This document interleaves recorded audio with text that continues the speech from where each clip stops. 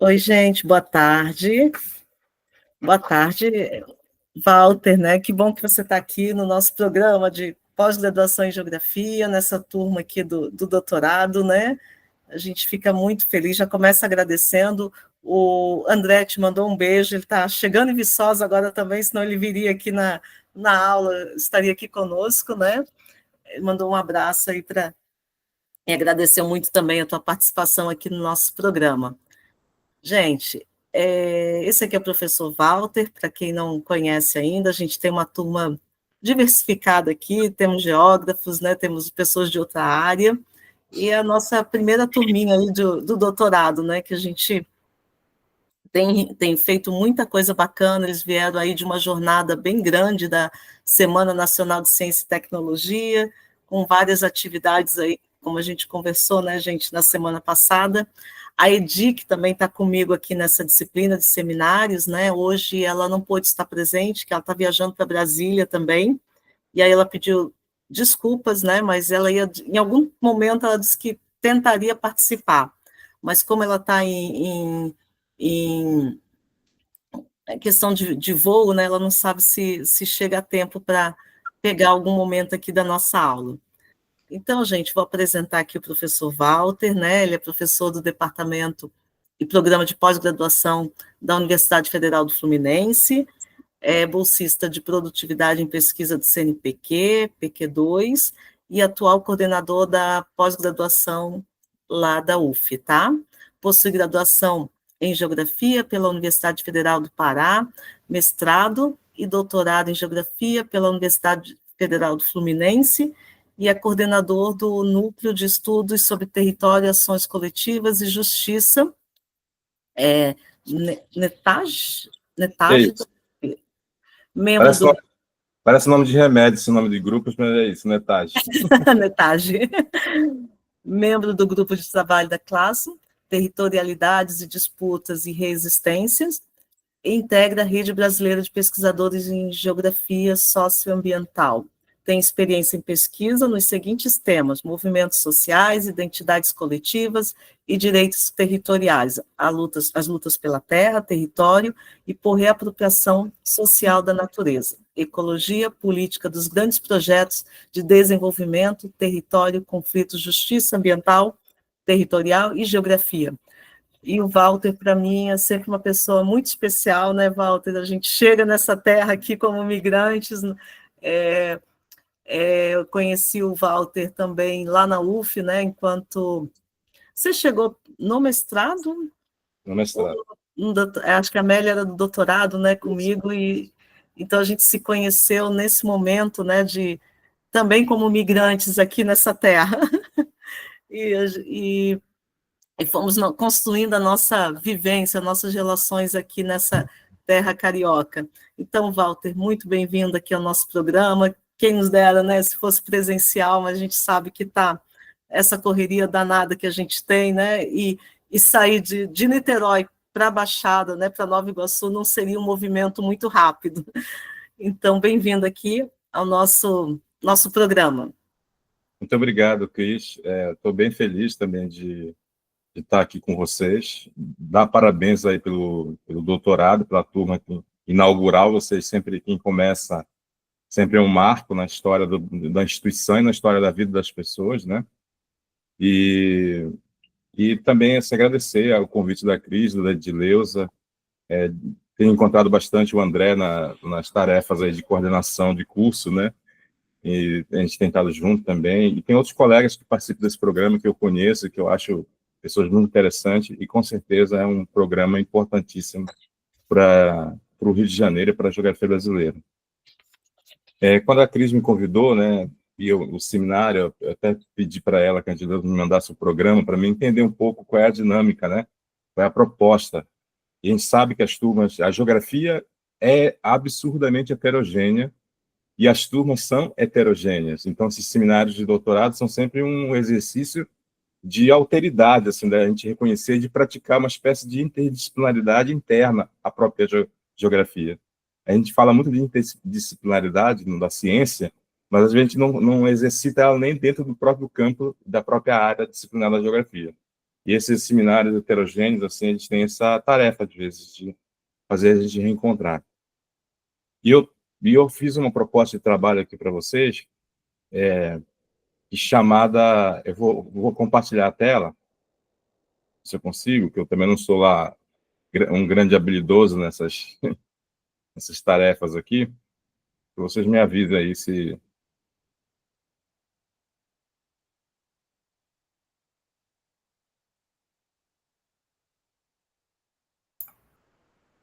Qualquer coisa você me passa que eu tento aqui também reproduzir, Walter.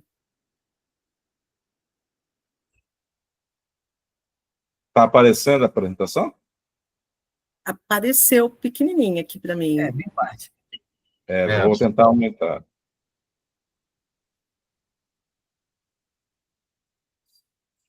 Eu acho que se você colocar em modo de apresentação, ele amplia.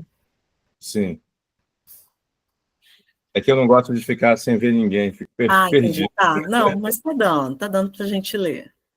Então, chamada Geograficidade em Avidez Colonial, Gestos Epistemológicos, inverti um pouco a ordem do subtítulo, Pistas Analíticas e Apostas. Oi. Só cortou um pouquinho aqui, ficou maior, epistemológico. Pistas, acho que só diminui um pouquinho para a gente ver o slide completo. Aí, não, aí foi demais. A Ellen, aí, acho que agora está melhor. Tá bom para todo mundo, gente? Tá ótimo.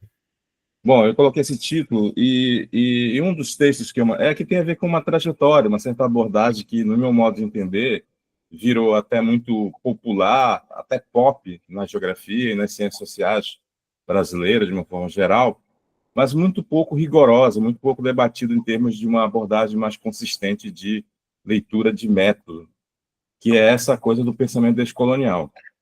E eu venho trabalhando nisso já.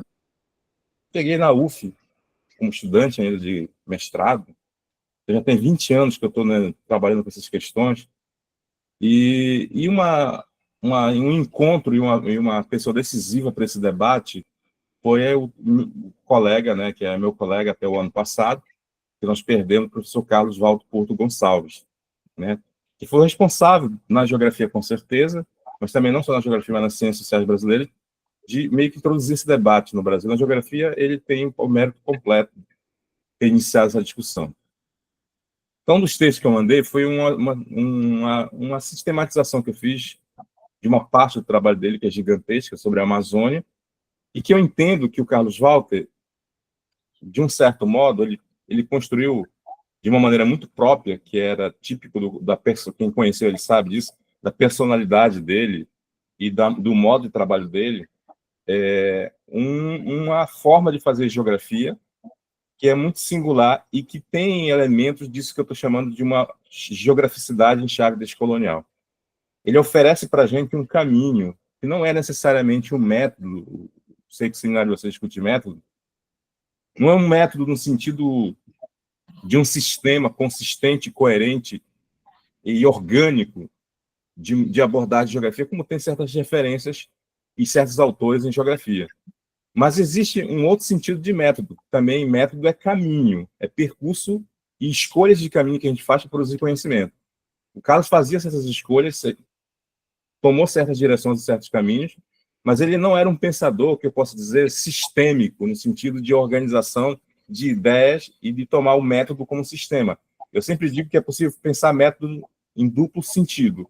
Método como um sistema coerente, às vezes até fechado, de princípios, de lógicas, de procedimento, e é possível pensar método de uma maneira mais aberta, método como uma estratégia de sistematização para a produção do conhecimento. É nesse segundo sentido que eu acho que o Carlos produz o caminho dele.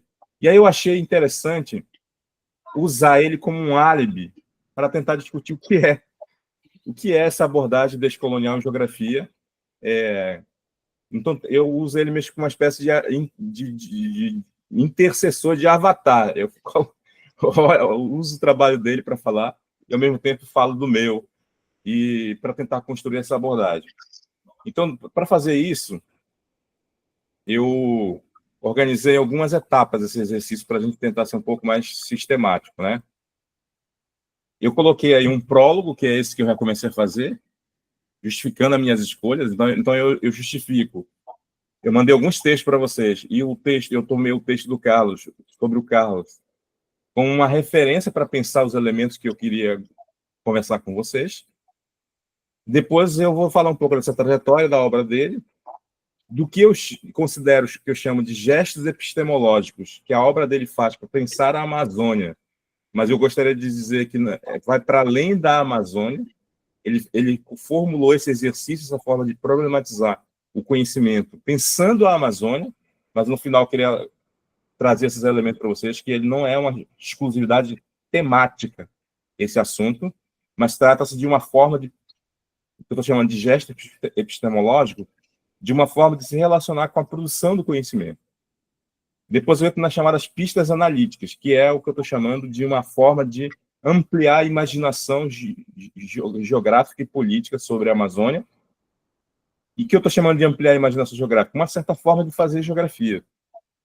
Isso que eu estou chamando de imaginação no sentido que os geógrafos ingleses, Dan Dory Massa, Derek Gregory, David Harvey, que é uma forma de pensar, conceituar, representar e produzir discursos sobre o espaço. Então, eu acho que ele amplia nossa imaginação para pensar o espaço da Amazônia, mas insisto novamente, o esforço dele serve para além dessa realidade temática. Sumiu a apresentação, foi isso? Foi. Ficou para o lado. Ficou aqui no lado, agora saiu. Vou colocar novamente. Caramba, eu estou bem atrapalhado com isso. Só um instante, por favor. Ainda bem que não sou só eu, viu? Eu ia falar a mesma coisa. Eu me enrolei toda para abrir a sala de hoje. Eu tinha uma habilidade razoável com isso no período da pandemia. Eu resolvi esquecer. Tão traumático que a gente esqueceu. Foi tão traumático que eu esqueci. Vamos lá. Deixa eu abrir aqui de novo a apresentação.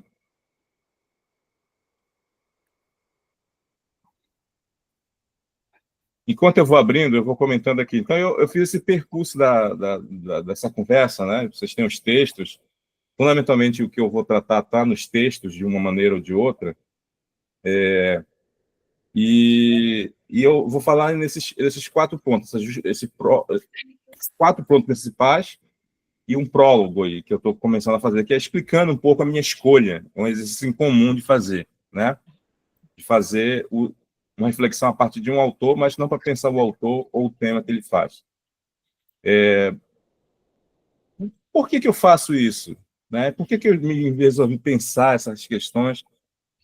Para vocês entenderem que não é um exercício de pensamento, simplesmente, que me levou a pensar, a discutir geografia em chave descolonial, como eu chamo. Foi uma trajetória de pesquisa e de vida, né? Então, eu começo a dizer que esse saber, que vai parecer muito abstrato aqui, que eu vou apresentar, ele, no fundo, é um saber bastante situado, corporificado, aterrado e posicionado. Eu sou de uma família camponesa, ribeirinha, no interior do Pará, e os temas de pesquisa que eu sempre pesquisei foi a diversidade territorial, a diversidade dos modos de vida, das formas comunitárias de vida na Amazônia. Daí meu interesse pela Amazônia e o Carlos ser um geógrafo que pensava a Amazônia. Então, eu diria que o tema central da minha pesquisa é a vida vista na sua diferença territorializada. A geografia dos chamados povos e comunidades tradicionais. As lutas comunitárias, como a Cris até falou, me apresentando, por terra, território e por reapropriação social da natureza. Os movimentos sociais, os grandes projetos, ou seja, é pensando essas questões que eu chego a essas questões teórico-conceituais, para não parecer uma coisa seguinte, um dia esse cara acordou, né, achou que era interessante e por algum motivo começou a pensar essas reflexões. Não é assim que funciona, normalmente, o conhecimento. No caso, a experiência corporificada que está atravessada pela escassez, pelo silêncio, pela invisibilidade desses povos que eu estudava e pela minha própria experiência de vida, eu chego procurando ferramentas, conceitos, instrumentos para pensar uma geografia que desse conta, naquele momento, que eu falo aquele momento, era 20 anos atrás, quando eu cheguei aqui no Rio, para pensar esses temas. E aí eu encontro no trabalho da obra do Carlos, desses pensadores latino-americanos, esse tema do pensamento descolonial.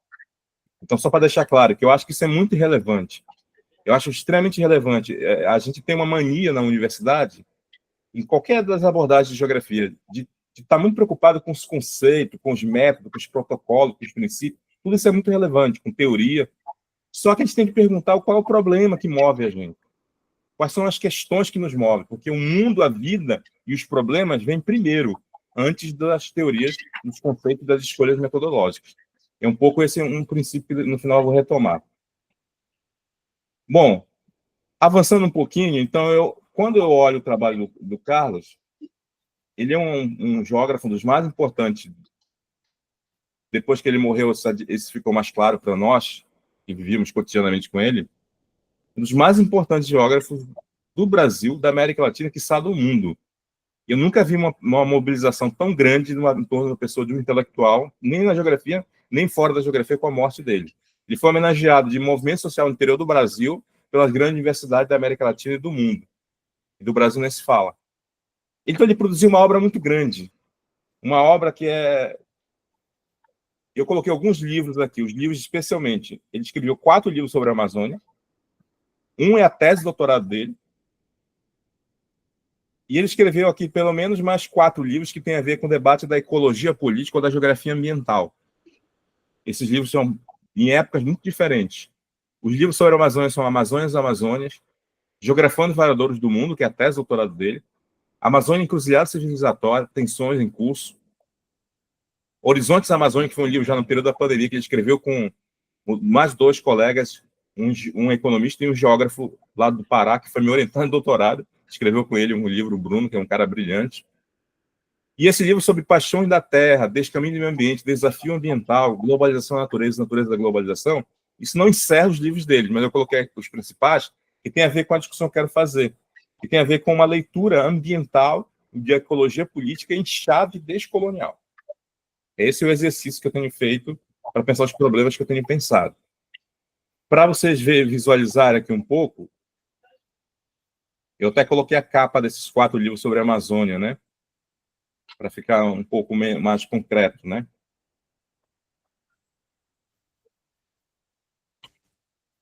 E esses livros têm enorme influência, não só no Brasil inteiro, mas especialmente na Amazônia. Porque havia toda uma leitura sobre geografia da Amazônia por outros geógrafos muito importantes no Brasil, especialmente do Sudeste brasileiro. A UFRJ, que é a universidade mais tradicional de onde nós estamos localizados, produziu geógrafos importantes que estudaram a Amazônia. A professora Berta Beck, a professora Lia Osório, anteriormente essa geração, Aziz Abissab estudou a Amazônia, Orlando Valverde estudou a Amazônia, Ariovaldo Umbelino estudou a Amazônia. Então, as universidades mais tradicionais do Brasil, a FRJ, a USP, sempre estudaram a Amazônia. E de um certo modo, determinaram o modo como nós, amazônidas, que estudávamos graduação em geografia na Amazônia, entendíamos e trabalhávamos com a própria realidade nossa. Numa geopolítica do conhecimento, essa região que é a região central aqui de produção do conhecimento, produzia os paradigmas interpretativos para quem vivia na Amazônia estudar a própria realidade. Eu fiz isso na graduação. Eu estudei esses autores todos e raramente li um autor da própria Amazônia. Isso é uma das questões que depois eu vou trabalhar melhor. Bom, o que olhando esses trabalhos todos do Carlos, especialmente esse livro sobre a Amazônia, isso está no artigo que eu enviei para vocês, o que eu identifiquei como se fosse essa abordagem de geografia dele, que eu estou chamando de uma abordagem que carrega esses elementos, vamos dizer assim, de uma leitura que acrescenta uma leitura que era de novidade na geografia, chamada de geografia descolonial. Só um parênteses antes, o Carlos Walker, quem conheceu ele sabe, ontem eu falei isso na PUC. Eu tenho um slide que eu não vou nem passar para vocês. Ele era um pensador, eu chamo, usando um outro pensador que eu gosto muito, que é Stuart Hall, um jamaicano, dizia que era um pensador sem garantias, era um pensador sem corrimão, como dizia Hannah Arendt. Um pensador que não estava preocupado em defender posições políticas, ideológicas ou metodológicas a priori. Então, o trabalho dele parecia extremamente anárquico. Quando um jovem geógrafo, uma jovem geógrafa lê o Carlos Walker, normalmente se encanta. Quando vê ele falar, mais ainda. Mas quando ele tentava fazer uma geografia parecida com a dele, não sabia quais caminhos tomar. Porque o trabalho dele era um trabalho extremamente profano num jogo entre rigor e desobediência epistemológica. Então, nesse sentido, o trabalho dele não gerava um modelo para ninguém. E ele era extremamente anárquico na maneira de pensar. Por isso que eu chamei a atenção de que a noção de método nele é uma noção diferente. Então, esse esforço que eu faço a partir do próximo slide é eu tentando olhar toda essa forma extremamente complexa de trabalhar e dizer assim, o que posso entender aqui como um método de trabalho? Né? Isso porque eu convivi 20 anos com ele e estudei a minha vida inteira isso que ele faz, especialmente o trabalho sobre a Amazônia. E aí começa por 2 gestos epistemológicos essenciais que todos os livros deles sobre a Amazônia fizeram e todos os textos deles sobre a Amazônia fizeram. Esses 2 gestos, que eu chamo de ampliação da imaginação geográfica e política sobre a partir da Amazônia, é combater o eurocentrismo e a invenção colonial da Amazônia. Gente, todo o livro do Carlos, ele começava dizendo a Amazônia é vista como um lugar só como natureza, só como floresta, só como recurso, só como biodiversidade, no passado só como droga do sertão, hoje só como fronteira de recursos. Ontem nós debatemos muito sobre a Amazônia, eram 4 pesquisadores da Amazônia que estavam na mesa na PUC, e a gente estava dizendo assim, o quanto é difícil, depois de toda essa reflexão contemporânea, hoje nós temos na Amazônia uma fronteira de commodities agrícolas e commodities minerais, uma fronteira logística de grandes obras para atender justamente essa produção de commodity agrícola e mineral, e uma fronteira da chamada bioeconomia, da descarbonização da economia e da chamada transição energética. Todos esses discursos eles têm uma coisa em comum, esses discursos econômicos, discursos midiáticos e intelectuais. Eles inventam uma Amazônia imaginária, uma Amazônia que não existe. E normalmente de caráter profundamente colonial, profundamente eurocentrado. Por exemplo, a Amazônia tem mais de quase 80%, são super questionáveis essas estatísticas, mas a Amazônia tem quase 80% da população urbana. Então, isso demonstra assim, quanto essa geografia imaginária de caráter colonial tem um peso sobre a realidade, porque ela justifica políticas, justifica ações, planos governamentais, e ela cria uma realidade que está muito longe de parecer com a heterogeneidade e diversidade que a Amazônia é. Então, o primeiro gesto epistemológico dele é combater o eurocentrismo na invenção colonial daquilo que eu chamei do arquivo colonial sobre a Amazônia. Um conjunto de imagens de pensamento, de esquemas cognitivos que estão a priori, definem a maneira como a gente pensa certos problemas. Isso não serve só para a Amazônia. Quando eu falar, vamos estudar a favela no Rio de Janeiro, já tem um conjunto de representações e imagens de esquemas cognitivos, de formas de problematização, que são verdadeiros obstáculos epistemológicos e políticos para a gente pensar a realidade da favela. Ou das favelas, no sentido bastante plural, assim como a Amazônia, no bastante plural. Estou dando um exemplo mais próximo da gente. Mas se eu pegasse a Baixada Fluminense, a Baixada Fluminense carrega um repertório gigantesco de um imaginário profundamente colonial, construído por discursos acadêmicos, por discursos políticos, por discursos policiais, por discursos econômicos, por discursos políticos, e tem uma invenção colonial da Baixada. Então, quem vai discutir a Baixada, o primeiro exercício é a desconstrução dessa imagem, porque essas imagens, ela vicia o pensamento e condiciona a maneira de nós construir nossos problemas de pesquisa. Então, esse era o primeiro que eu estou chamando de um gesto epistemológico, que é problematizar a forma como se produz conhecimento e o arquivo de imagem, que eu estou chamando de arquivo, é toda o conjunto da memória de conhecimento acumulado, de discurso de representação acumulada, sedimentada, que a gente recebe quando vai fazer uma pesquisa sobre uma realidade. E esse arquivo, normalmente, é de natureza colonial. E tem uma força fundamental. Romper com ele, vocês estão estudando um seminário de metodologia, né? De método. Os maiores epistemólogos ocidentais, de Bachelard, passando por Bourdieu, todos trabalham com uma noção que é a ideia de ruptura epistemológica e de obstáculo epistemológico. O conhecimento científico só se faz rompendo pré-noções, rompendo o senso comum, rompendo o senso comum dóctico. Eu diria tudo isso, eu acompanho eles em tudo isso, do que eu chamo de uma epistemologia da suspeita. Mas é preciso romper não só o senso comum, mas o senso comum acadêmico de natureza eurocêntrica e colonial. Isso é um exercício muito complexo, porque senão a gente não consegue fazer perguntas de um outro ângulo. A gente entra nos debates, já está definido os termos da conversa. A gente muda a posição na conversa, mas não muda os termos da conversa. Para usar uma expressão do Walter Mignolo, que é um desses autores que debate esse assunto. O segundo gesto que a obra do Carlos Walton nos ensina sobre a Amazônia, mas que eu posso ser bastante sincero, que é necessário ampliar para outras realidades, é um gesto epistemológico complementar ao primeiro, que é aprender com os horizontes amazônicos. É o nome do último livro dele. Colocar a Amazônia como centro do mundo. É mudar a imagem de periferia para a imagem de centro, no caso da Amazônia, mas é, sobretudo, aprender com os intelectuais amazônicos, aprender com os artistas amazônicos e aprender com os povos e comunidades e movimentos amazônicos. Ou seja, não tem descolonização que passe simplesmente com um gesto meramente intelectual.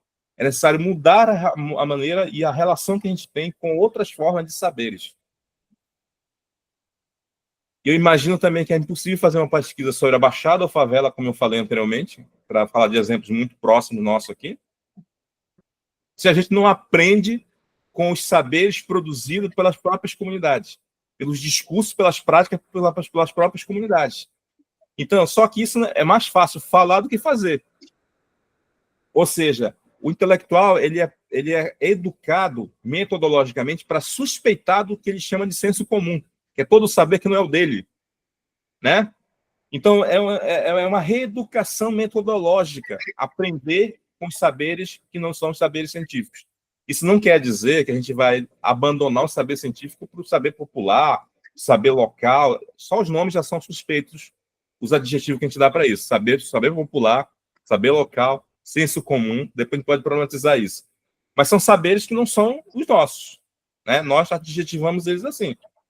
Então, não tem como não aprender com a realidade amazônica. Ele teve esse mérito. O Carlos dizia o seguinte: o que eu sei sobre a Amazônia, eu aprendi com os povos da Amazônia. O que me inspirou a fazer certas formulações teóricas em geografia, eu aprendi com os movimentos, com as comunidades, com os povos. E atribuí a própria revolução de pensamento dele a esse aprendizado que ele tinha tido com os povos. O que é muito bonito. Especialmente para mim é muito bonito isso, porque é um exercício muito difícil de fazer, e também porque é muito raro um intelectual educado numa região central do Brasil, numa metrópole brasileira, numa universidade brasileira central, ter essa abertura de escuta, de sensibilidade com esses povos e comunidades. Como eu estou dizendo, é muito fácil falar sobre isso.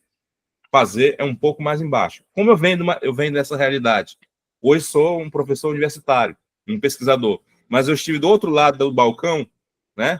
A minha família está do outro lado do balcão, é camponesa, é ribeirinha. Eu sei que essa relação é muito mais uma relação de extrativismo epistêmico do que de construção de conhecimento efetivo, né? Então, são esses dois primeiros gestos que eu já, por si só, eu chamo de gesto epistemológico. Por quê? Porque é um tipo de relação nova que se faz com a relação com a produção do conhecimento. Epistemologia é o campo que se lida com a produção do conhecimento, né? Como nós produzimos conhecimento, a partir de que bases, com que princípios de legitimação, de validação. Então, eu acho que são dois gestos muito importantes e que não se resume à imagem da Amazônia, mas que foi fundamental para mudar um pouco a leitura da geografia da Amazônia que nós tínhamos, inclusive nós mesmos que morávamos na Amazônia na época que eu morava.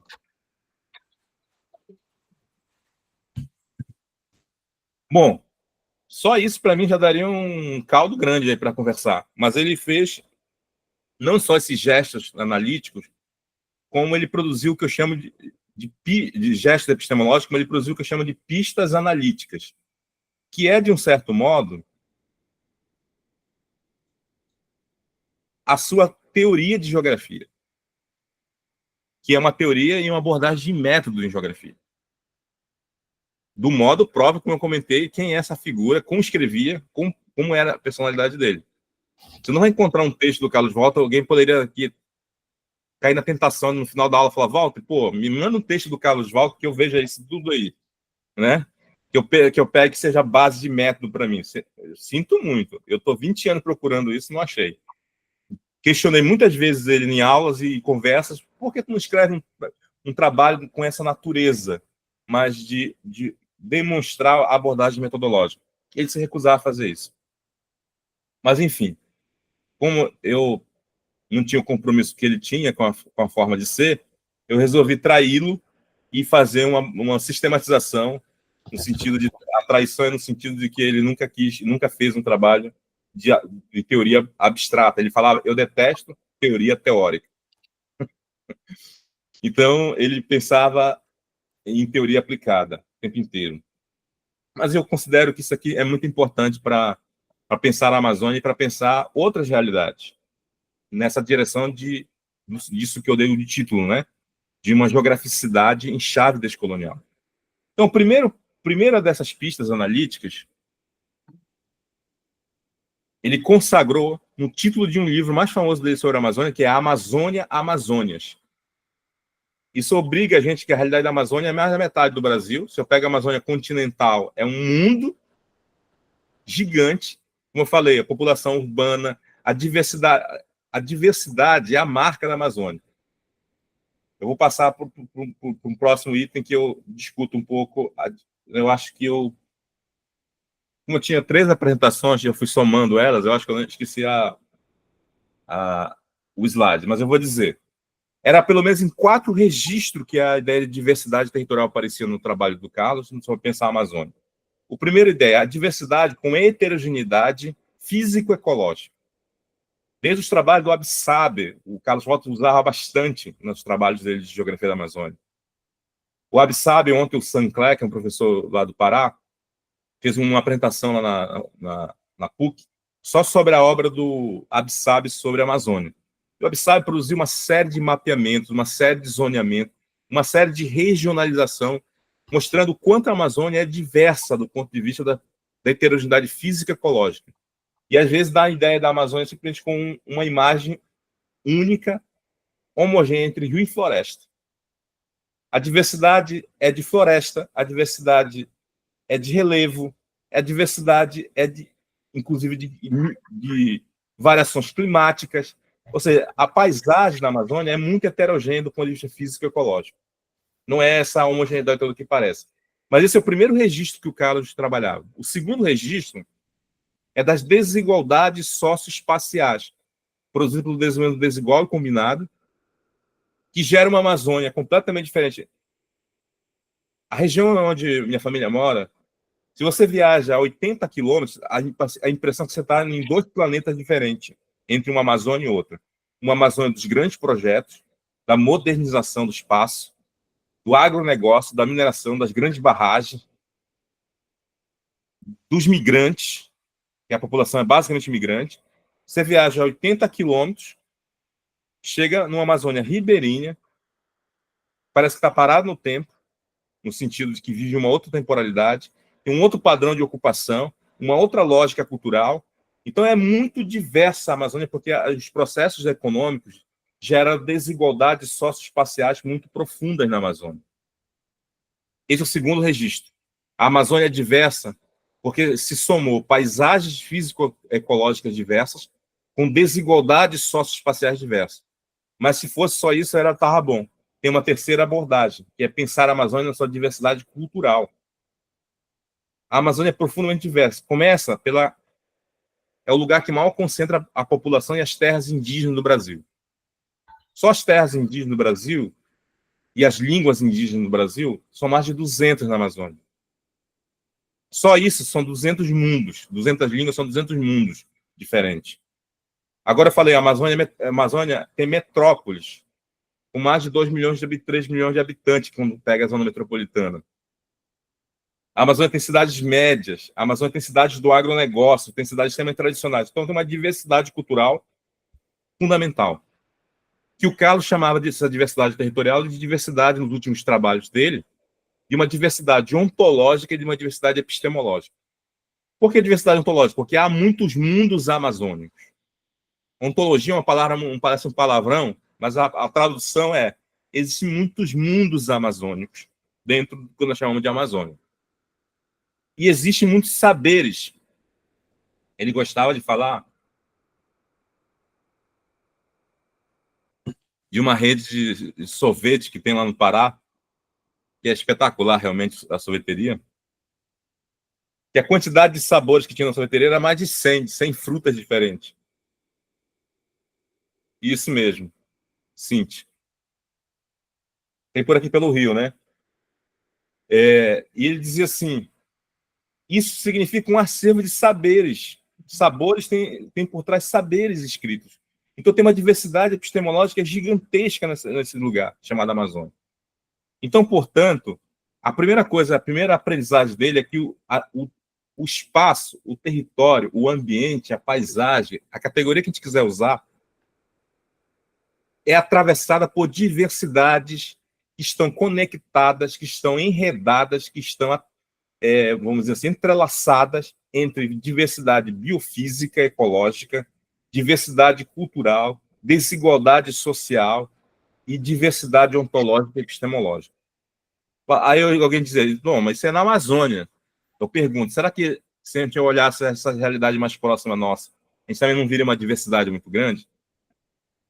O Carlos Walter, esses registros de diversidade que eu estou falando, dá origem às leituras de geografia que se dividiram, se dicotomizaram. Uma parte da geografia estuda a diversidade física e ecológica, das paisagens, dos ambientes, gera os mapeamentos, gera as regionalizações, os zoneamentos, muito importante. Outra parte da geografia estuda a desigualdade socioespacial, as divisões territoriais do trabalho, a desigualdade de produção do valor, das rendas, as segregações residenciais socioespaciais. Outra geografia estuda a diversidade das culturas, das religiões, dos modos de vida.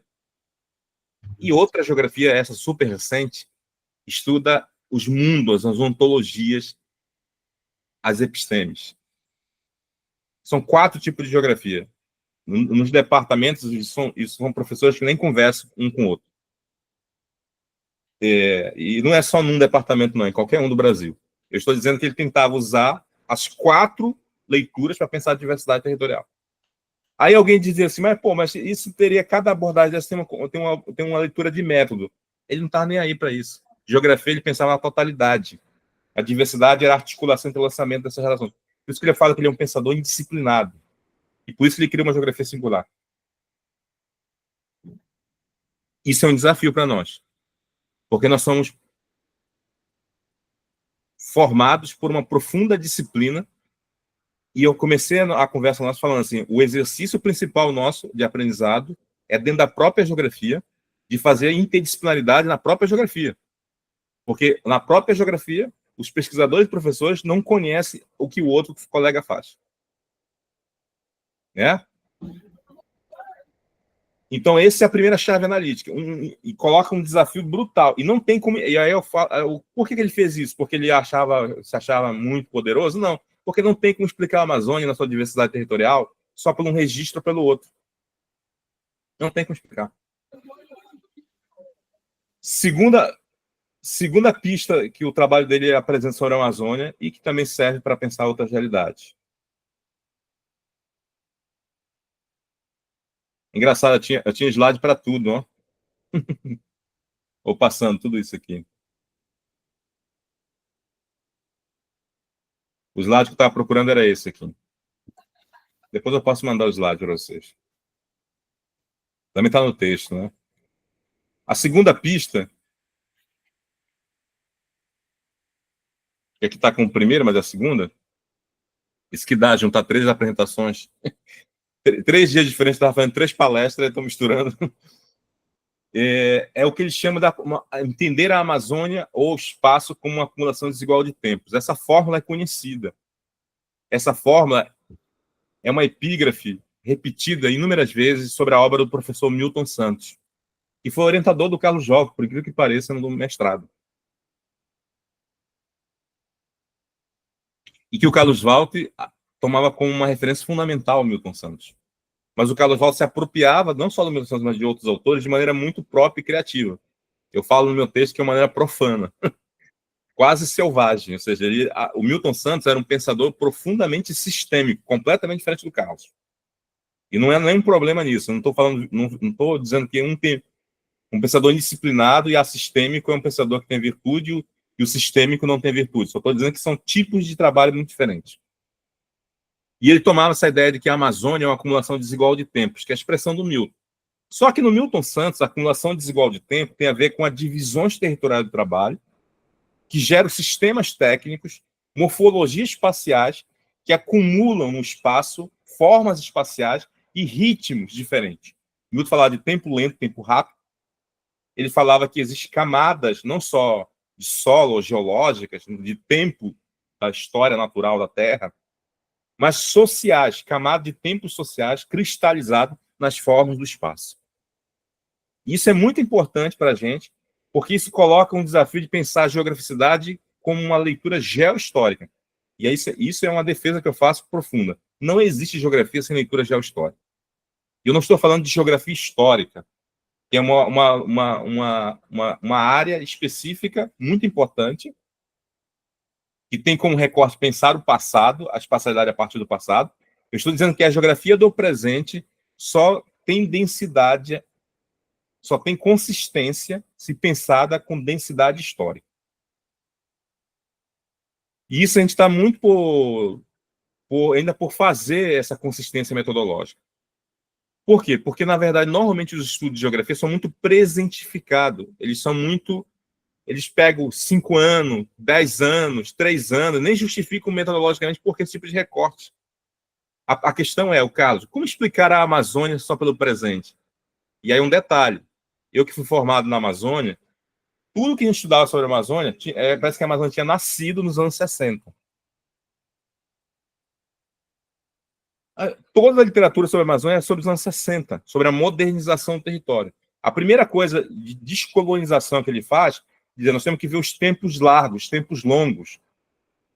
Então ele discutia com o historiador Fernando Brondel, né, que apontava essa ideia dos tempos largos, dos tempos longos, dos tempos mais dilatados, mas só que na Amazônia não basta sair dos anos 60 e ir para o século XIX. Já ajuda muito, viu?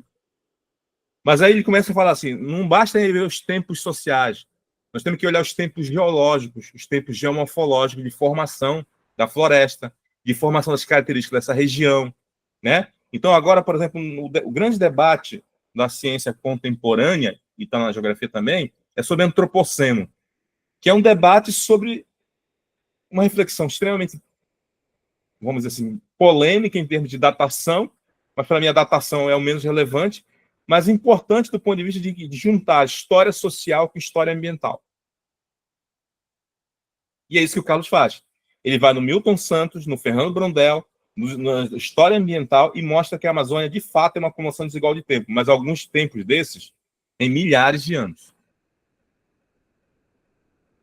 Ele vai estudar arqueologia, antropologia ambiental da adaptação, para dizer que a floresta amazônica é resultado não de um exercício meramente da dinâmica própria da natureza, mas uma construção cultural. A floresta é uma construção cultural na Amazônia.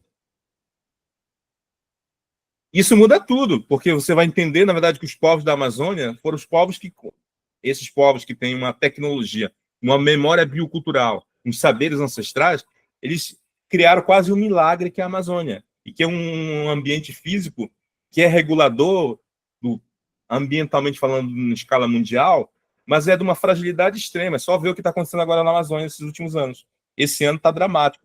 Eu acabei de falar com a minha mãe domingo, ela falou que está uma seca assim, sem precedentes. Mas antes que eu me perca, eu quero só chamar a atenção disso aqui. Todos os textos do Carlos recente, nos últimos quase 15, 20 anos para cá, sobre a Amazônia e não a Amazônia, ele fala que é preciso fazer uma abordagem geohistórica. Para complementar, Brondel, história ambiental, Milton Santos, que são as inspirações metodológicas dele, o próprio pensamento descolonial é, sobretudo, um pensamento que pensa em termos geohistóricos. O que é chamado de pensamento descolonial? É dizer que a experiência colonial nossa não acabou há 202 anos atrás. Que os processos sociais institucionais que têm projeção nas formas espaciais, nas práticas espaciais, nos imaginários espaciais coloniais, ainda estão presentes. Ou a relação da polícia com a periferia republicana. É profundamente colonial. A maneira como certos povos são tratados no Brasil são profundamente colonial. As marcas da cidade são profundamente colonial. Como entender uma cidade, a região metropolitana do Rio de Janeiro, sem entender que foi uma cidade com traços coloniais, fundamentado no racismo, e que deixou uma herança que ainda é presente, atuante, determinante para entender as desigualdades sociais, a violência e a forma de organização do espaço. Então, isto aqui, para mim, é uma convocação aos geógrafos, às geógrafas, a entenderem que se a geografia é uma ciência do presente, nós não precisamos mudar isso. Ela é uma ciência do presente que precisa procurar ferramentas, metodologias que possam dar mais densidade histórica nas suas análises. E não tem como entender a Amazônia sem essas camadas de tempos extremamente desiguais. Nos últimos livros dele, ele pega desde os tempos dos estudos arqueológicos de 15 mil anos atrás até chegar nas políticas dos governos Bolsonaro, com diferentes escalas de tempo e ciclos. Ah, o Carlos fez tudo isso, ele faz isso com exímia qualidade? Não. Você vai ler os textos e não vai encontrar um método. É uma pista, olha o nome que eu dei para isso. É um insight que ele fazia. Nós temos que construir as ferramentas baseadas nessa inspiração para construir uma leitura adequada do espaço, mas eu acho essa abordagem, esse segundo ponto, essencial. Eu vou para o terceiro, porque senão eu me empolgo, fico falando muito e não vai ter conversa no final. Se vocês quiserem me interromper, fique à vontade. Obrigado. É porque nós combinamos de fazer uma exposição, né? Mas não precisa, às vezes o pessoal está querendo falar agora, então...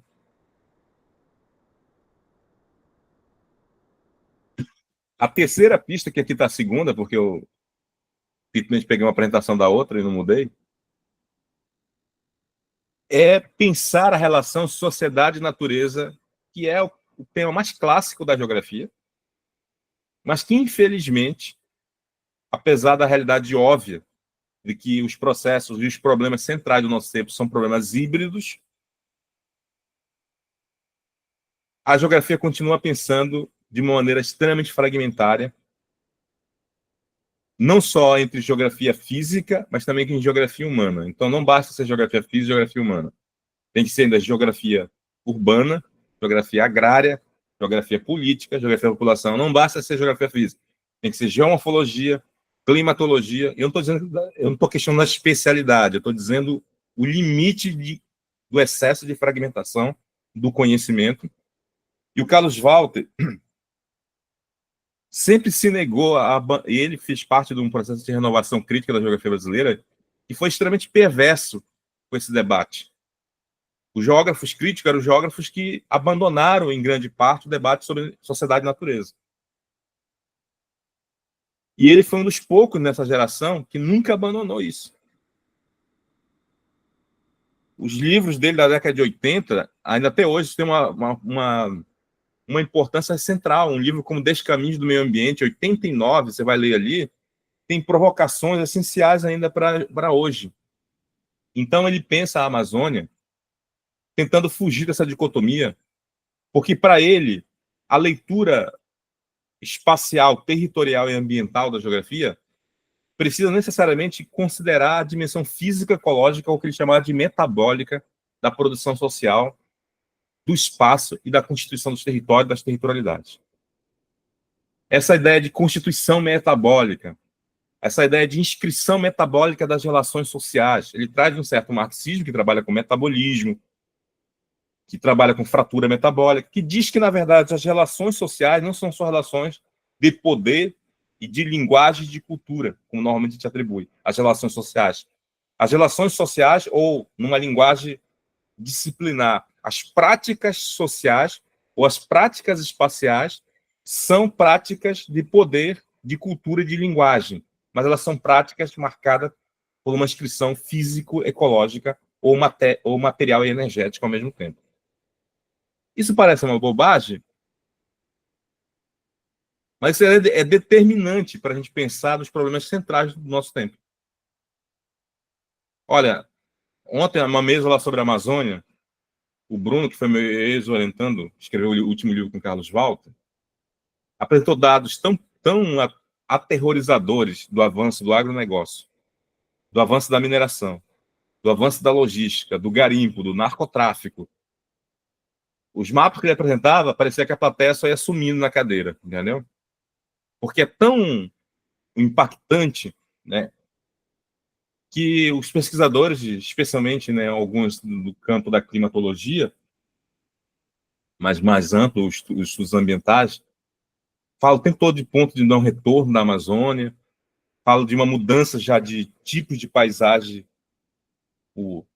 a expressão mais comum é de savanização na Amazônia, e tudo isso não tem a ver com essa relação sociedade-natureza.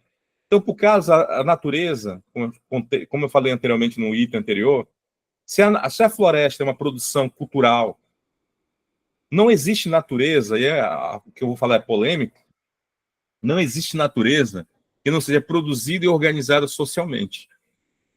Existem fenômenos da dinâmica da natureza, mas não a natureza enquanto uma forma de se relacionar. Ontem nós passamos a manhã inteira com professores muito importantes da geografia, tentando discutir qual era a conceituação de natureza. Disso depende uma certa interpretação sobre a própria realidade, porque, da maneira que a gente entende natureza, ou o que é mais complexo, há uma leitura ambiental de geografia, vai depender, na verdade, do futuro das próximas gerações. Então, Carlos Walker fazia sintetizando o exercício dele de ecologia política, ele sintetiza em 3 registros. Ele fazia uma crítica ao modo de produção, consumo e descarte capitalista, que ele chamava de geografia dos proveitos, geografia do rejeito. Não tem como fazer leitura ambiental sem discutir modo de produção, consumo e descarte. O exemplo disso é o debate sobre transição energética que nós estamos fazendo. O debate sobre transição energética e descarbonização da economia prevê mudança de fonte energética, mudança de tipo de motores, mas para isso tem uma corrida por novos metais, por novos minérios raros, ou seja, a transição energética está gerando uma geografia pior quase do que a geografia das formas fósseis de produção energética. Porque os caras não querem resolver o problema do consumo, do modo de produção e de descarte.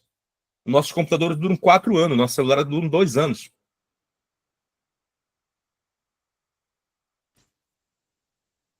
Ou a gente acha que vai salvar o planeta com bicicleta e patins elétricos? Se nós não mudarmos os modos de produção centrais. O maior problema ambiental do Brasil, eu arrisco a dizer, que é saneamento básico. As capitais da Amazônia, o capital lá, onde vai ser, Cris? No Amapá, onde vai ser a próxima Ampeg, o último dado, quase 100% não tinha saneamento básico na cidade. Então, assim, não tem como discutir modo de questão ambiental sem discutir isso. Esse é o primeiro registro. O segundo registro é discutir uma crítica que ele faz civilizatória à racionalidade científica, que é marcada pelo domínio da ideia de dominação da natureza. Ou seja, isso é central na nossa civilização. Isso é muito difícil porque é uma mudança civilizatória. Ele dizia assim, as sociedades que se formaram contra a natureza são diferentes das sociedades que se formaram com a natureza. Os nossos saberes, as nossas tecnologias são de sociedades que se forjaram contra a natureza. Eu convido vocês a acompanhar o debate sobre transição energética. Eu tenho acompanhado. é por ofício. Eu tenho vários orientandos trabalhando de algum modo isso, nesse momento. Crédito de carbono, mudança de fontes energéticas. Nós estamos criando simplesmente o capitalismo está criando mercados, mercadorias, para solucionar problemas que ele criou. Sem mexer em absolutamente nada no modo de produção e nem nessa relação instrumental com a natureza. Mas, para não ficar só uma visão pessimista, a ecologia política do Carlos incluía o aprendizado com os saberes, as tecnologias de memórias bioculturais dos povos e comunidades. Essas sociedades que aprenderam viver com a natureza, não contra a natureza. Então, essa é uma questão muito importante. E aí eu digo que é relevante porque o Carlos trabalhava o tempo todo conflito social, movimentos sociais. O maior conceito que ele usava era sobre território e territorialidade, mas nem por isso ele deixou a dimensão ambiental de lado. Porque parece que geógrafos que trabalham questões de poder, de conflito, de desigualdade, não trabalham a questão ambiental. Quem trabalha a questão ambiental não trabalha essas questões. É um erro grave. O que não quer dizer que todas as leituras ambientais tenham que seguir esse caminho. Mas eu estou dizendo que esse campo da ecologia política, que é a nomenclatura contemporânea, é essencial. Eu recebi uma notícia muito boa hoje. Eu estou vai fazer 5 anos, literalmente, com um grupo de colegas, organizando um dicionário de ecologia política, juntando mais de 100 pesquisadores da geografia e fora da geografia, de vários países da América Latina, e recebi hoje a versão final, que vai para a gráfica. Estou numa felicidade, depois de 5 anos, e o Carlos é um dos organizadores conosco. A gente quis criar um material que fosse didático, pedagógico, né, e que trouxesse uma leitura da questão ambiental crítica. Então, muitos desses temas vão aparecer no dicionário, em breve vai circular por aí. Acho que eu falei alguma coisa que liguei um ar-condicionado, a garganta foi embora, mas eu vou terminar.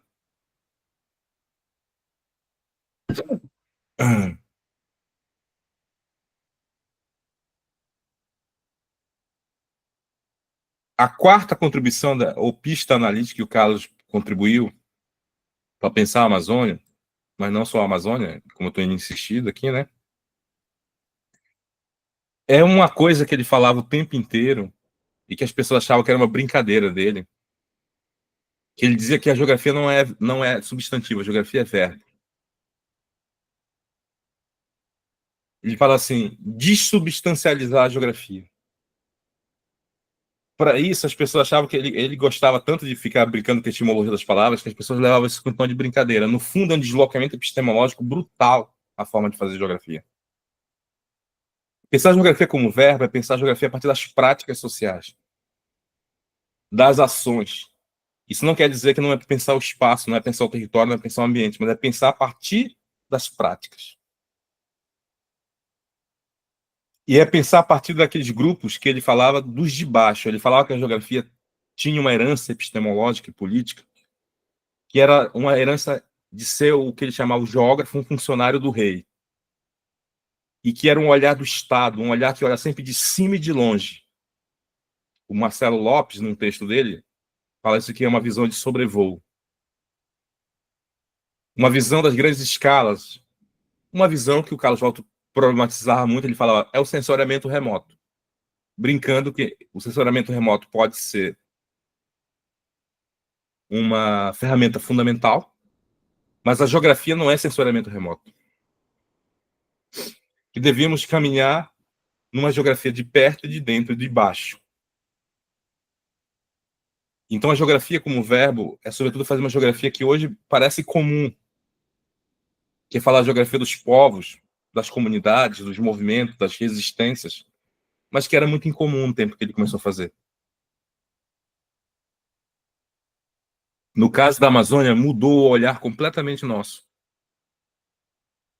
Porque a geografia que a gente fazia na Amazônia é uma geografia pensada pelos grandes projetos do Estado. Isso não quer dizer que nós, ao inverter o olhar, a gente vai abandonar a geografia do Estado, vai abandonar a geografia dos grandes projetos num olhar crítico. Mas que é necessário fazer geografia a partir das práticas dos de baixo.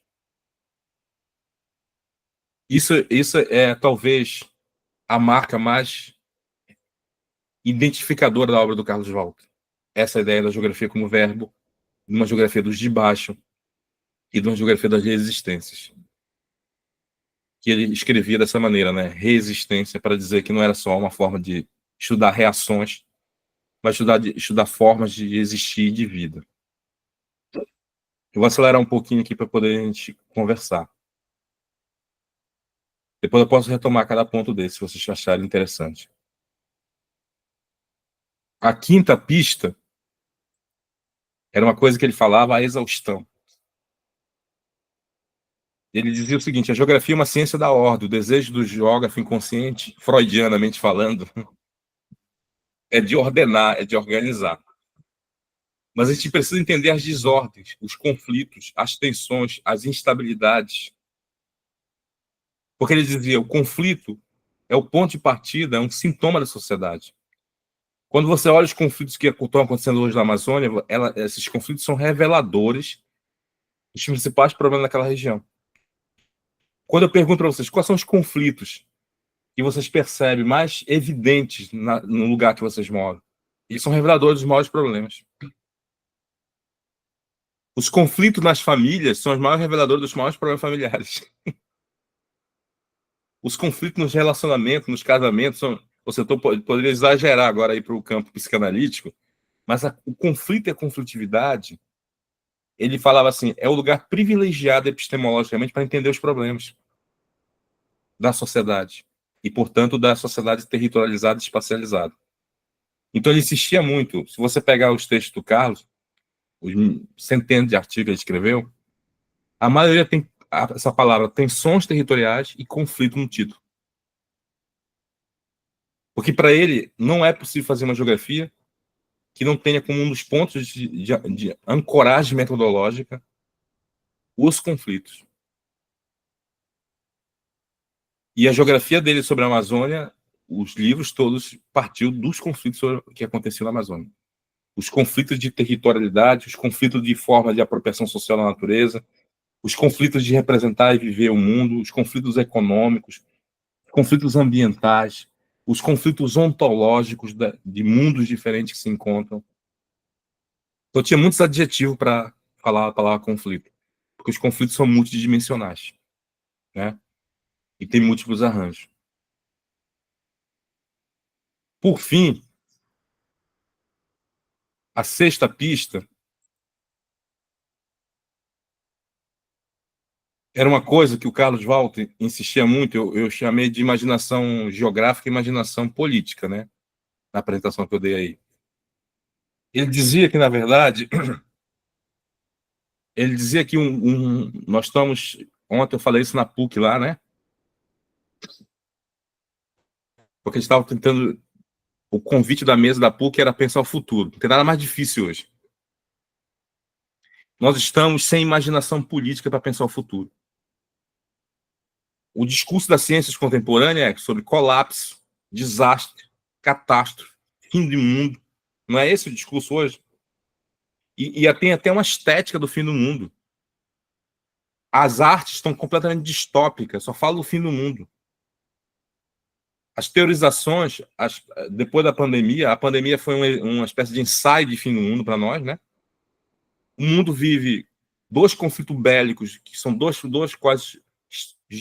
genocídios, e o mundo está olhando de maneira indiferente. A crise climática é uma crise, na verdade, de base energética, que é uma crise alimentar em uma escala mais larga. Ou seja, a gente está num cenário bastante difícil. Então, imaginar o futuro é uma tarefa das mais difíceis. Então, todo o debate nosso de pensar futuro está nas palavras mitigação, adaptação, resiliência. Eu digo assim, se nós temos que... Se a única capacidade nossa de imaginar futuro está em se adaptar, mitigar e ser resiliente, nós estamos ferrados. E eu não estou dizendo que isso não é importante.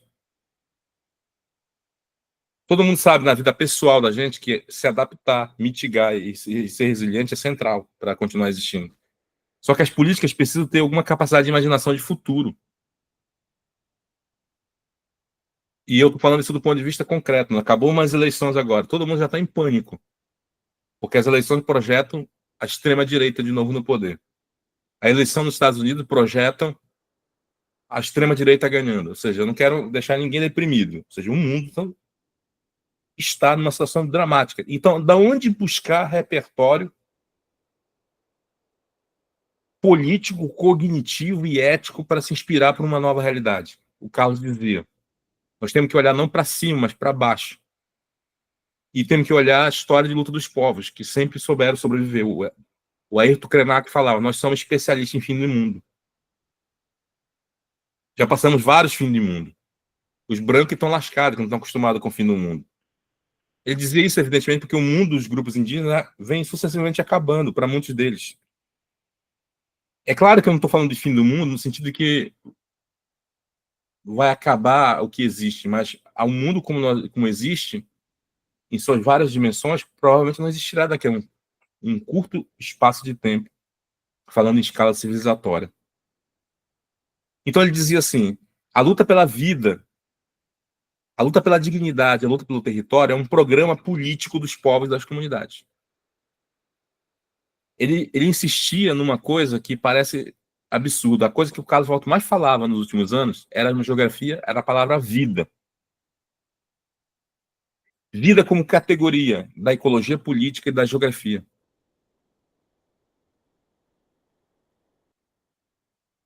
Então, de um certo modo, essa última pista dele é uma pista de como a gente buscar repertórios político-cognitivos civilizatórios. Daí a admiração dele pelos povos indígenas, pelas línguas indígenas, pelas tecnologias, porque ele achava que isso daí poderia nos dar elementos, pelo menos, para imaginar um futuro diferente. Vou terminando por aqui essa passagem do Carlos e vou assumindo uma sistematização final, lembrando 3 coisas. Tudo isso é pista e gesto, não é método no sentido de um sistema. Segundo, tem uma série de questões para ser desenvolvida. Terceiro, tem limites esse pensamento. Ontem, no exercício que eu fiz na PUC, eu apresentei os limites. Hoje eu não vou me dar o direito de fazer isso. Hoje eu vou falar hoje eu vou fazer propaganda dele. E aí eu queria terminar desdobrando esses gestos epistemológicos a partir do meu próprio trabalho que eu venho fazendo, inspirado no trabalho do Carlos, num texto que eu estou tentando terminar já faz alguns meses, com o título da palestra que eu dei para vocês. E aí eu digo assim, quais são os gestos de descolonização dessa imaginação geográfica? Quais são os gestos metodológicos, as práticas, ou os gestos epistemológicos, se a gente quiser?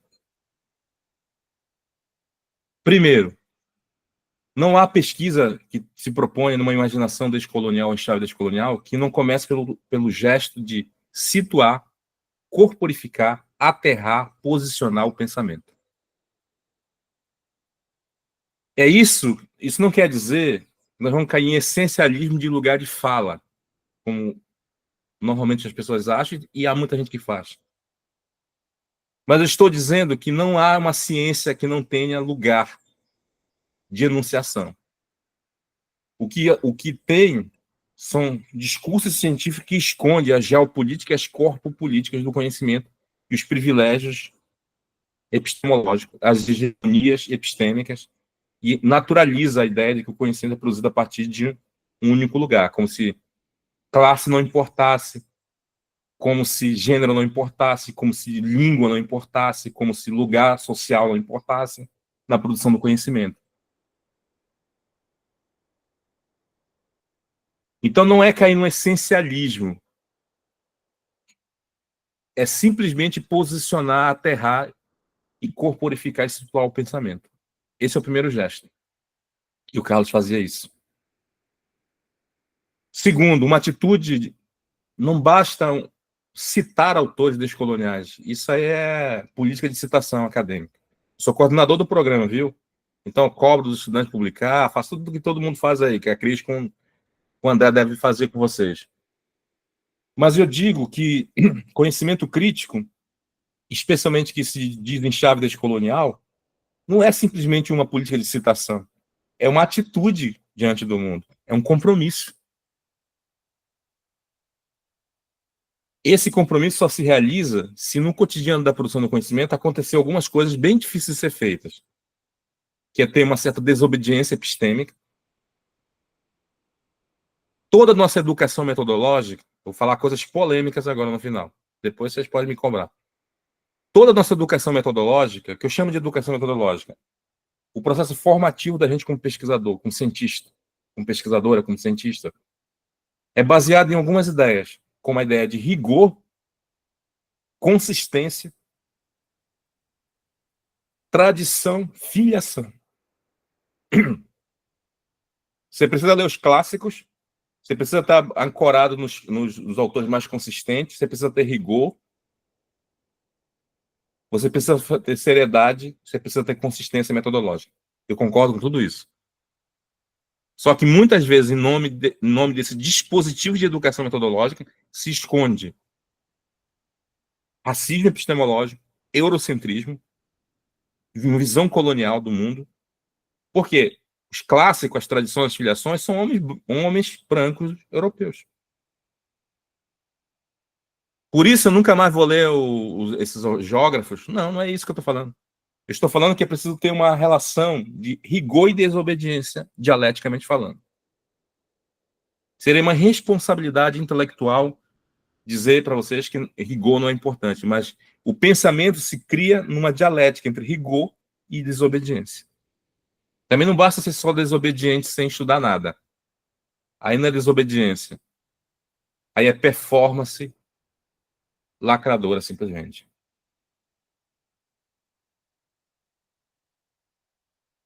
Por que isso é importante? Porque a gente precisa construir aquilo que eu falei, novas formas de problematização, novas formas de construir problemas. Geografia descolonial não é temática. Pode fazer geografia urbana, geografia da população, geomorfologia, geografia agrária. Não é temática. É uma forma de construir problemas. É uma forma de posicionar diante do mundo, uma forma de construir perguntas. Essas perguntas, por exemplo, vão, sim, tensionar, profanar tradições, filiações e heranças intelectuais. Como, por exemplo, será que não era um absurdo a geografia urbana que estuda Rio de Janeiro achar que a questão racial não era relevante para explicar essa cidade? É um absurdo, simplesmente. Os primeiros trabalhos mais sérios começam a surgir agora, com raras exceções, de um Andrelino Oliveira, que foi meu colega na FFP. Será que geografia agrária dá para estudar no Brasil sem considerar a questão indígena? E é muito recente os debates sobre a questão indígena. Eu estou falando assim, dando exemplo, né? Como a gente naturaliza certas questões. Isso não quer dizer agora que nós não vamos estudar mais a produção do espaço pelo capitalismo, que nós não vamos estudar mais a análise geossistêmica da dinâmica da natureza. Não é nada disso que eu estou falando. Eu estou apenas problematizando que essa geografia oferece um tipo de leitura diferente. Evidentemente que esses gestos não são só bravatas, eles precisam ser feitos na construção de diálogo de saber, que eu falei que é muito difícil, e escrever, ver, fazer, escrever com o outro. Porque não faz geografia com povos e comunidades, movimentos, só sobre as pessoas. É necessário escrever com eles. E escrever com eles aí tem um monte de mediações que a gente precisa debater. Por quê? Um líder comunitário não está pensando na revista 1. Vocês têm que pensar na revista 1. Vocês têm que pensar numa estética de texto que seja publicável numa revista. Uma comunidade talvez queira uma cartilha. Né? Então não é tentar resolver todos os problemas de uma única coisa. Uma coisa que a gente tem que aprender é que existe diferentes linguagens, diferentes formas de circulação. Eu vejo isso porque eu vejo uns alunos angustiados e falam, professor, mas isso aqui não serve para nada, esse conhecimento meu. Porque vai ser publicado numa revista e ninguém vai ler. Serve. Só que não é esse formato final dele que vai servir para a comunidade. Esse formato serve para algumas coisas. Outros formatos servem para outras. Porque senão a gente cai numa armadilha. Então, esse conjunto de práticas e gestos não é uma receita. É uma maneira hoje de entendimento que eu tenho do que deveria ser essas práticas metodológicas do pensamento descolonial. E indo para o último slide, juntando com aquelas pistas analíticas do Carlos, algumas repetindo, eu considero que essa geograficidade em chave descolonial está atravessada por essas 6 pistas aqui, que também está em 5 errado. Isso que dá a misturar a apresentação. Primeira delas, eu já falei, eu vou só repassar. Não há possibilidade de uma geografia em chave descolonial que não seja enraizada na historicidade radical de uma geohistória das formas, das práticas, dos usos, das experiências, das representações e dos imaginários territoriais. Por que eu estou falando isso? Que muitas vezes, quando a gente olha ainda, consegue dar uma leitura geohistórica, a gente só vê as formas espaciais como heranças. As formas espaciais são os elementos mais evidentes do passado. Mas tem coisas que são imaginário espacial. Valeu, João. Imaginário é uma coisa que não se pega, não se toca. Mas é o imaginário que não são só as formas espaciais que mantêm o racismo no Brasil. É o imaginário racista. Então, a primeira tarefa é leitura geohistórica. O único curso que eu conheço que tem um curso de geohistória, mas incrível que pareça, a disciplina não é oferecida para graduação, para geografia. Nós aqui da UF oferecemos um curso de geohistória para história, não para nós mesmos. Que beleza, hein? Ou seja, então a gente não tem ferramentas. Um estudante de geografia, um pesquisador inicial de geografia, ele não tem bases muito, a não ser que ele trabalhe com um pesquisador que trabalha de geografia histórica. Eu insisto em vocês. Fazer geografia de qualidade implica considerar a história seriamente.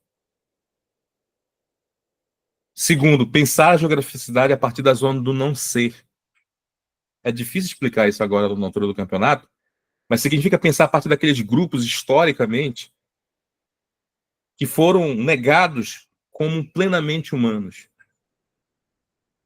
Então, grupos indígenas foram negados plenamente humanos. A população negra foi negada plenamente humana. Os povos tradicionais foram negados como plenamente humanos. A população periférica é negada como plenamente humana. Isso não quer dizer que eu vou fazer geografia que geografia só vai se resumir a isso, mas significa fazer geografia a partir dos problemas formulados desse ângulo, que valoriza esses grupos sociais. Gente, eu moro aqui em Niterói, que é uma cidade que vende uma imagem de uma cidade de qualidade de vida, classe média, umas bobagens dessa natureza, assim. Tem diferença de até 15 anos de um bairro, de expectativa de vida de 15 anos entre um bairro e o outro. Então, será que nós estamos fazendo geografia iguais? A geografia do não ser é fazer esses bairros que têm uma expectativa de vida reduzida estruturalmente. Terceira pista. Pensar a partir das interseccionalidades, do desenredamento, das mesclas, das sobreposições, da complexidade. Normalmente, a gente pensa em desigualdades, a gente pensa em desigualdades, um estuda gênero, um estuda raça, um estuda dominação do Estado, um estuda dominação religiosa, outro estuda dominação étnico-racial, e como se essas coisas fossem isoladas. Um estuda dimensão ambiental, outra econômica, outra política, outra cultural. Se algumas geografias já nos convidaram no passado a pensar a totalidade como categoria metodológica, me parece que isso é um exercício ainda necessário, talvez em outros termos. Pensar uma totalidade interseccional me parece um desafio. metodológica essencial dessa geografia. Pensar uma geografia do Juiz de Baixo, como o Carlos nos convidava, é considerar as práticas, as experiências e as existências. Não tem como considerar prática, experiência e existência sem corpo. Então, a geografia só pode ser pensada como um sujeito corporificado. Isso não quer dizer que eu vou tomar a escala do corpo como escala única de análise, que tem uma enorme confusão com isso. Mas significa dizer que eu tenho que pensar os sujeitos na sua experiência de maneira concreta. Porque eu vejo, por exemplo, geógrafos muito críticos no Brasil falando de classe. E eu nunca vou abandonar o discurso de classe. Para mim, o discurso de classe é absolutamente central. Abandonar o discurso de classe é cegueira cognitiva e política, na minha opinião. Mas as classes têm cor, as classes têm gênero, as classes têm raça, as classes estão num lugar diferente. Então, como é que a gente vai estudar essas classes de uma maneira séria, concreta, se a gente não considerar a corporeidade?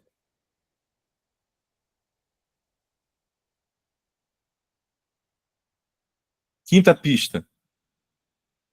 Pensar a geograficidade a partir da multiescalaridade, dos jogos de escala, do macro e do micro.